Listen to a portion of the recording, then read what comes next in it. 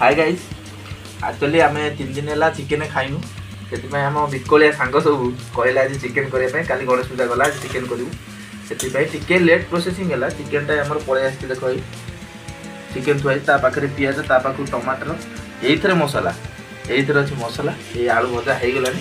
बर्तमान कड़ा हम देख गोटे गोटे कंसा को धर धीरे धीरे आलू डाल तेल तुम पड़ा चान्स अच्छी तो एबे आलू भजा सैला ब्लॉग देखो बर्तमान पिज पड़ा चटचट चटचट हम प्रथम देखो आम किले चिकेन आनछु किले चिकेन आगुरु लंका गोटा मसलाटा पड़ न था गोटा मसला नहीं आम मसला तो ये आम पिज को टिके भाजी नवा यूट्यूब रे कौन अच्छी यूट्यूब चैलेंज अच्छी चैलेंज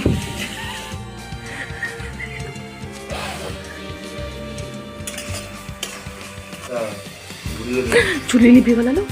कौन करिया पिज को भलसे गोल्डन ब्राउन होला पर्यंत भाजी नेबा गाँ गंडा तो जानते चुली तो आगुरी थिला एबे तो चुली उठी गलानी तो हेला कि उठा चुली हिची उठा चुली देखो टे पिज भी गोल्डन बर्तमान देखो आम पिज गोल्डन ब्राउन हो गला बर्तमान मसला ऐड करवा चुली टे जलिया डिस्टर्ब कर आखि पड़ी कि तथापि आम आज ये सक्सेस होगी देखू आपको केमती कौन हो चुलीर टेस्टा गैस टेस्ट बहुत अलग रहा बहुत टेस्टी लगे चुली रोषेटा भी ब्राउन हो आम मसला ऐड कर देखो बर्तमान आम मसला गुला चलती केत सर से अपेक्षा मसला बास्ना भी आसला टिके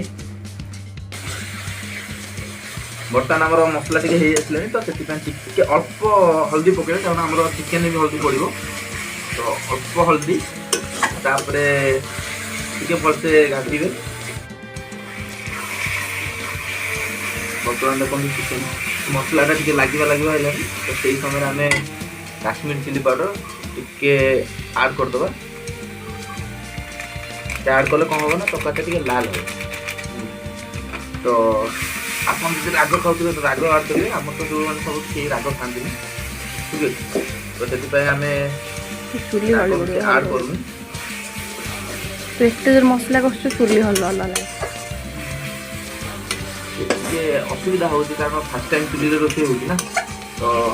ये असुविधा हो आम मसला हो आड कर सब जहाँ भी मसला अच्छी जीरा गुंड अच्छी धनिया गुंड अच्छी तो आम आड करदे चिकेन मसला सहित तो आम आड करवा धीरे धीरे ये जीरा गुंड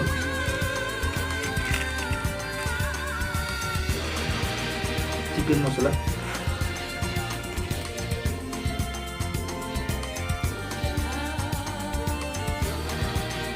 पकड़ा भलसे मिसई दवा हल्का पानी देके मिसई दवा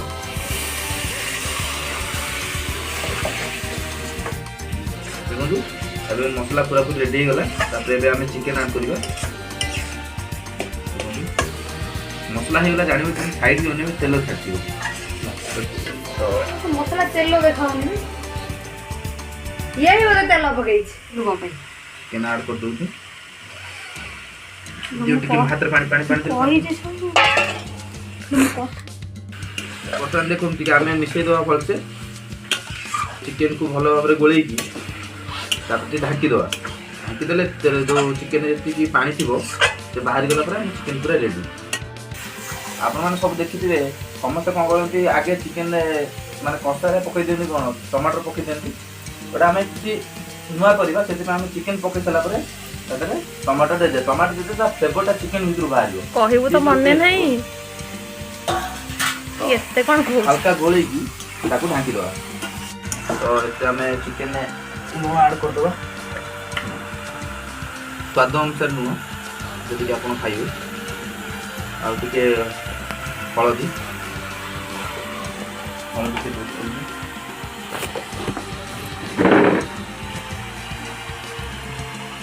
एमती कहते आपन କିଛି ହଳଦୀ ଚିକେନ ପକାଇବା ପାଇଁ ତ ଚିକେନ ଅଳ୍ପ କିଛି ହଳଦୀ ପକାଇଦେବା ତାପରେ ଭଲ ଭାବରେ ମିକ୍ସ କରିଦେବା। ଦେଖନ୍ତୁ ଟମାଟୋ ବି ପୁରା ସିଝିଗଲାଣି। ତାପରେ ଆଳୁ ହେଇଗଲା ଆଡ଼ ହେଇଗଲା ତ ଆଳୁ ଦେଲା ପରେ ଆମେ ଟିକେ ପାଣି ଦେଇକି ତାପରେ ଘାଣ୍ଟିଦେବା ଚିକେନ ରେଡ଼ି। ତାପରେ ଆମର ରାକ୍ଷସ ମାନେ ସବୁ ଆସିଯିବେ ଖାଇବା ପାଇଁ।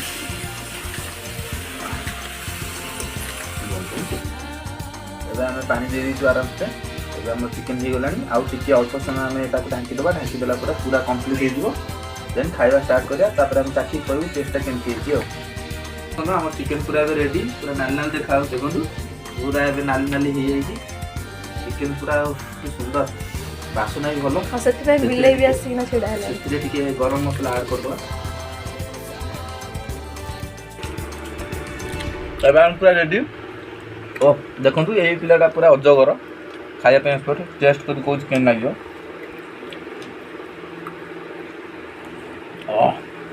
ପୁରା ସୁପର ହେଇଛି ଚିକେନ। ସେତିକି ଖା।